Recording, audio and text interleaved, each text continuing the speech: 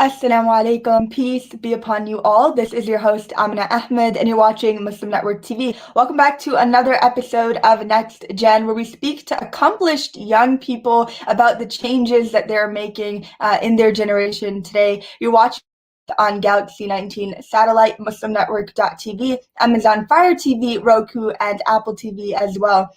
Now, today's guest on Next Gen is the youngest guest that we've had to date, 11 years old and in sixth grade, Samara Desai. She's an international winner of the Hindus for Human Rights and Indian American Muslim Council's essay competition. We've actually spoken and promoted this essay competition here on Next Gen a couple of weeks ago on the topic of South Asians and solidarity with the civil rights movement.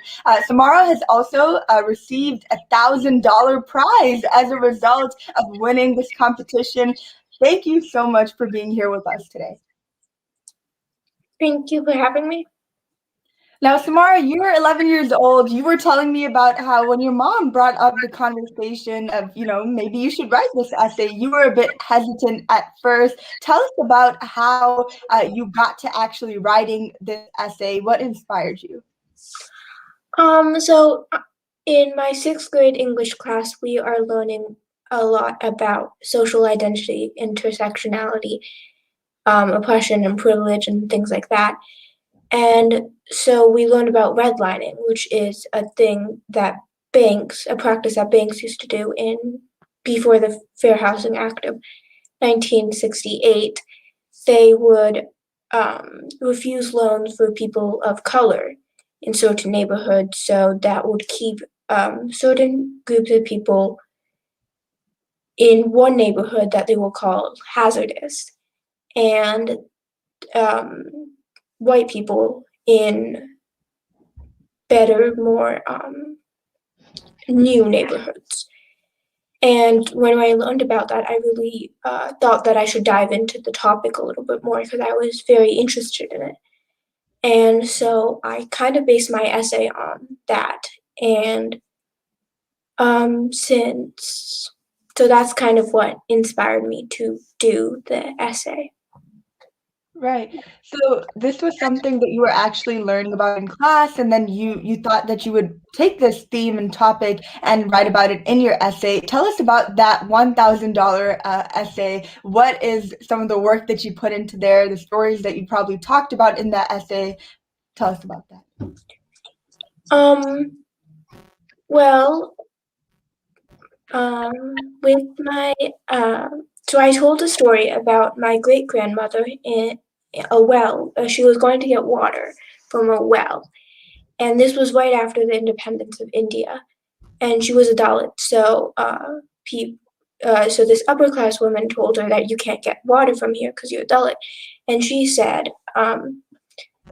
"This is free India. We don't we don't discriminate on the caste system anymore. If you have a problem, go take it up with the prime minister." And that's one story that my family is very proud of. Mm-hmm. And so that was so I talk about redlining and the caste system, and how both of those things, even though there's laws passed to stop the practices of discriminating by the caste system and stop redlining, it's still very much alive. I think that is such an advanced topic that you've taken and put in your essay.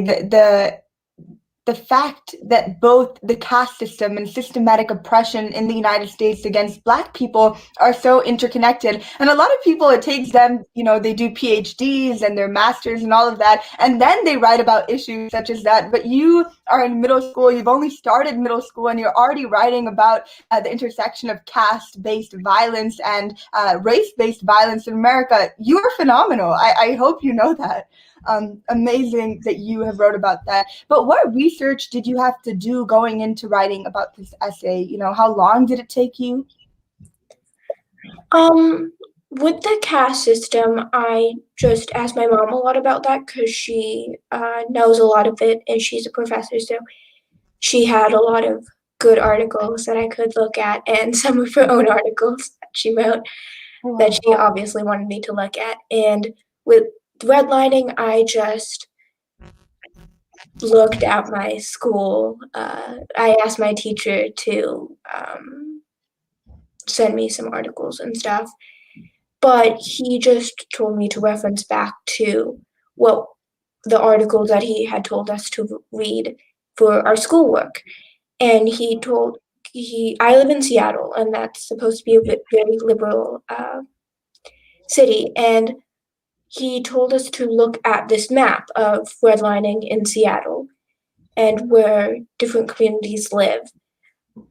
Um, and once I saw that, I saw that it was still very segregated. And so, yeah, that I put a lot more research into the redlining because I just knew a lot more about it since because of school. And then with the caste system, I just asked my mom everything. Was there anything that you learned in all of this that surprised you, or were you already familiar with how caste works and redlining, or was there at any point where you're like, "Wow, I didn't know anything about that"? I knew about the caste system, but I didn't really know a lot about it. I didn't even know the different castes.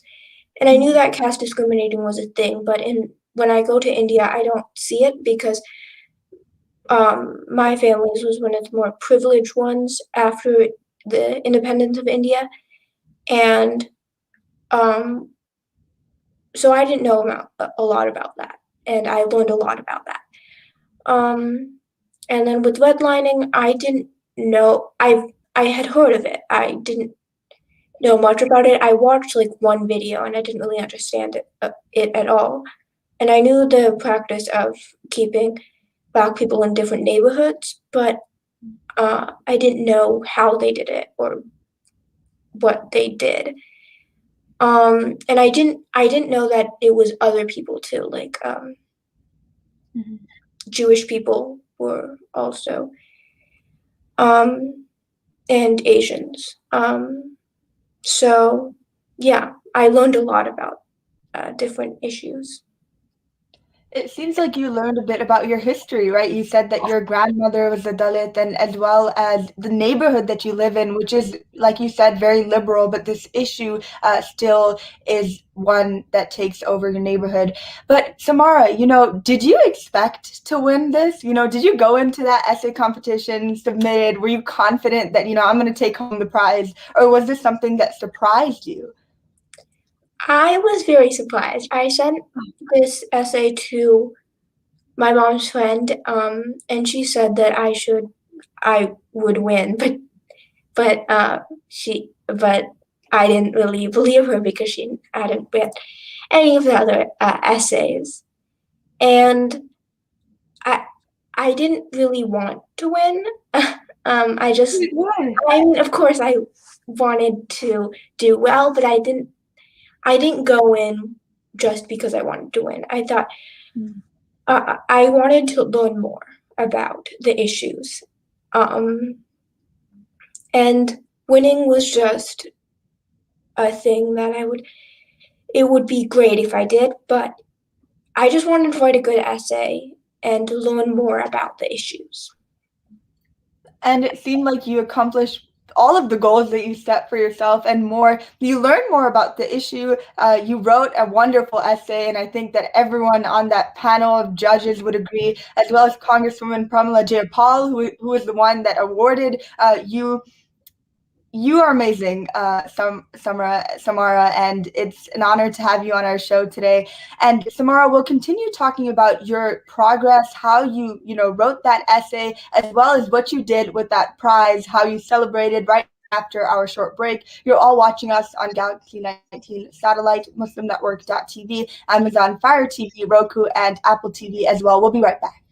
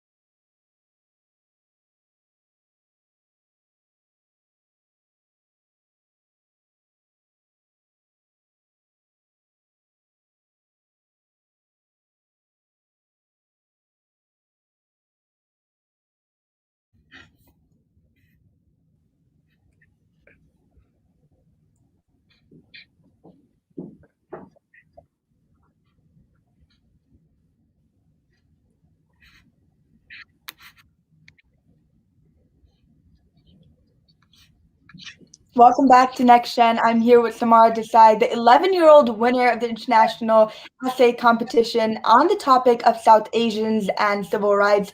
Samara, we were talking about your journey in terms of writing that essay, the research that went into it, you talking about your grandmother's story as well, of her being a Dalit and how she kind of stood up to the upper caste women at the story of the well. But Samara, after you won, what was your reaction? How did you feel right after they had said your name? It was very early for me, so I didn't really process the information for a long time. But once I truly processed it, I was very excited. Um, I to celebrate, I wanted to get donuts because I love donuts. So I walked over to the donut shop and I stopped on the way at a friend's house just to say hi. And yeah, that's really all that I did. I had a class right after that I had to do. So it, of course, I didn't really process it till like the next day. And what was your family's reaction? Did your friends know that you had, won such a big competition? You were taking home an amazing prize? My parents were very excited, probably more excited than me. Um, I was still nervous about a speech that I had to give, the acceptance speech or the thank you speech. Um, and I didn't tell my friends because, well, I just didn't think that it would be great if I told them because I didn't want to be too braggy. Oh, wow. But I did tell my teachers. I told my English teacher and my homeroom teacher, and I also told my Spanish teacher. Um, and then eventually the word got around to all of the students, well, most of the students in the school and the teachers too. And I have gotten two messages from two different students in two different grades, and um, just congratulating me on the award. And all of my teachers knew. And of course, they congratulated me on the award.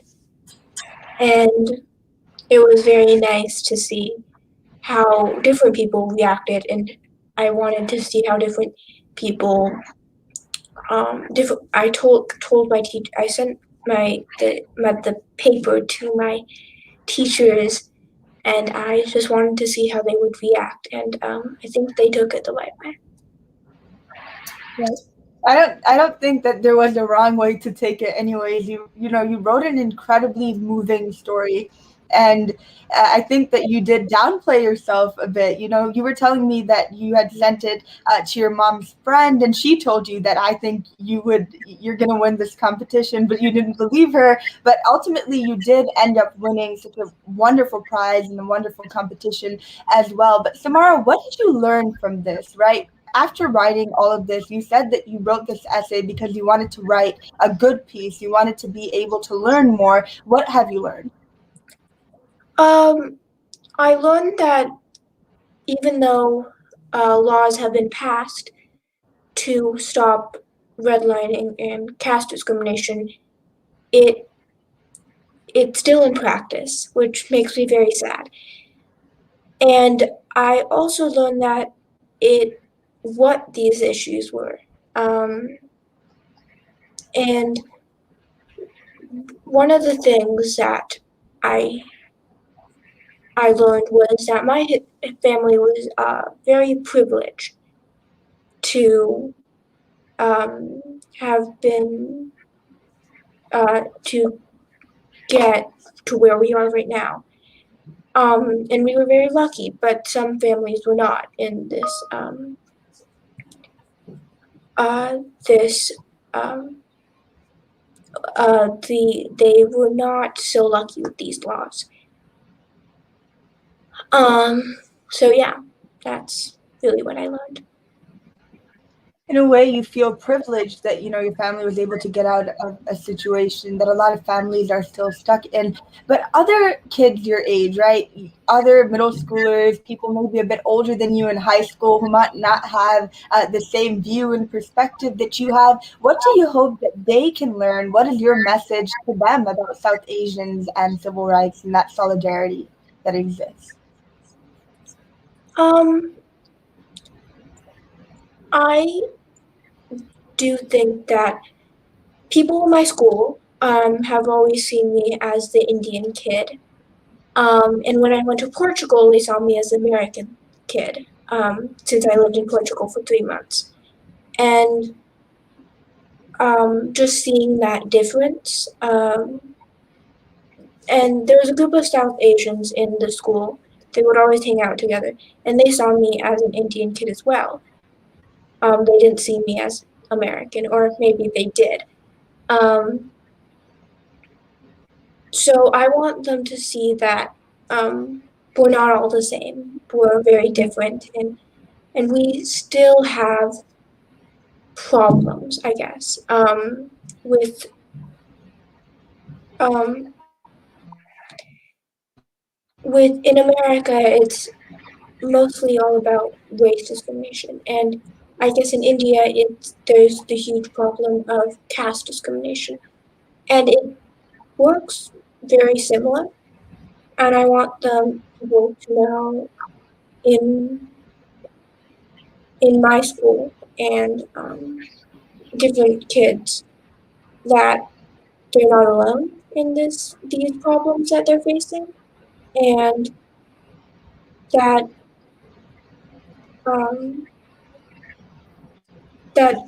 knowledge is very important to get changing these problems.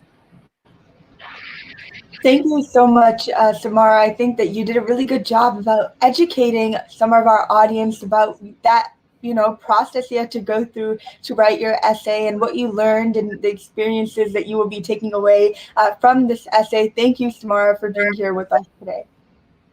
Thank you for having me. It was an absolute pleasure. And to our audience, thank you so much for watching and learning about Samara's story. And until next time on Next Gen, Assalamu alaikum. Peace be upon you all.